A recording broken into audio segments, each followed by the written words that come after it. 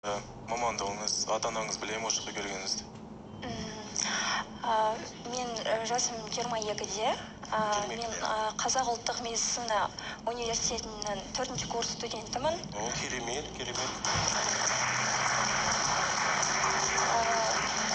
Мамандығым болашақ гинеколог дәрігер.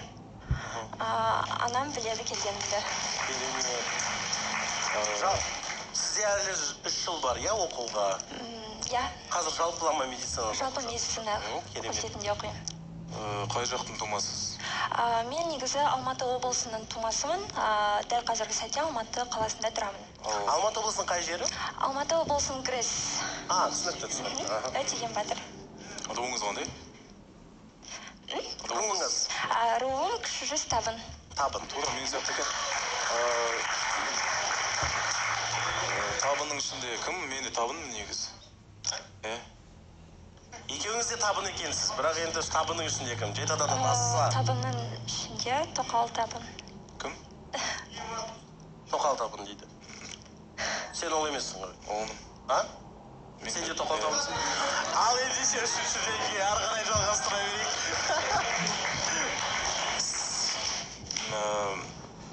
Сүйікті ісіңіз? Сүйікті ісім көбіне музыка тыңдау, және де негізі самбо күресіне қатысамын. Сол бойынша көбіне. Күреске қатысасыз? Иә. Самбо? Сұмылдықты ашпаймыз десен. Мейірбек бұл жерде қобалжып отыр кәдімгі. Сен дұрыс сұрақ қой, Мейірбек. Негізі өте жақсы қыз екен, сұрақтар өте ұнап отыр.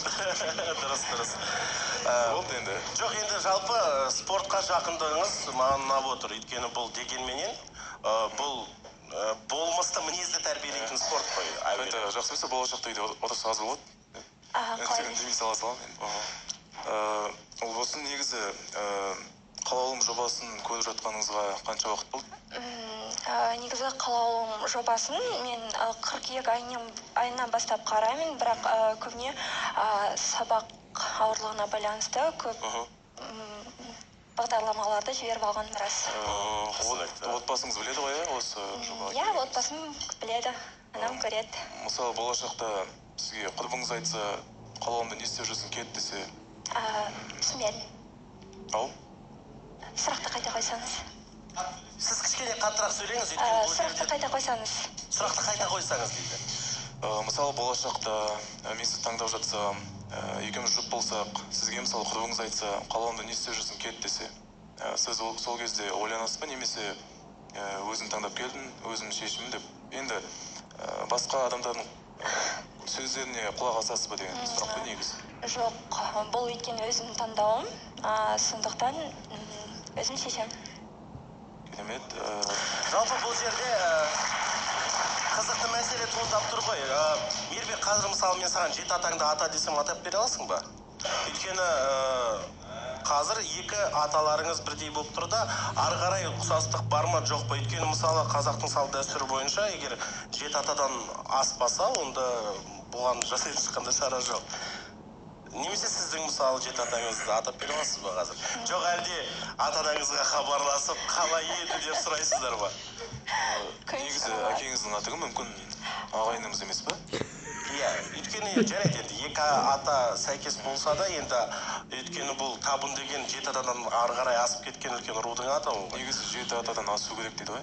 Мүмкін асқан шығар. Соны қазір зерттеп аласыздар менің ойымша, және де хабарласып, бірақ енді оны түсіну үшін, білу үшін сырласу бөлмесіне кетуің керек. Осыны еске сала кетейін. Бірақ енді жарайды, әңгімені жалғастыра берейік. Қазір мысалы шымылдық ашса сырласу бөлмесіне кетсе, міндетті түрде ертең той болады деген сөз емес, сондықтан ойланатын уақыт болады. Сұрақтарың бар ма? Иә, бар. Қызғаншақсыз ба? Орнымен. Ал өзіңіздің... Ол орны қайда? Аса қатты емес. Мысалы, болашақта мен құрбыммен кездесіп келейін десем? Егер сіз менің құрбыңыз болса, әрине. Жалпы Мейірбек бұл сұрақ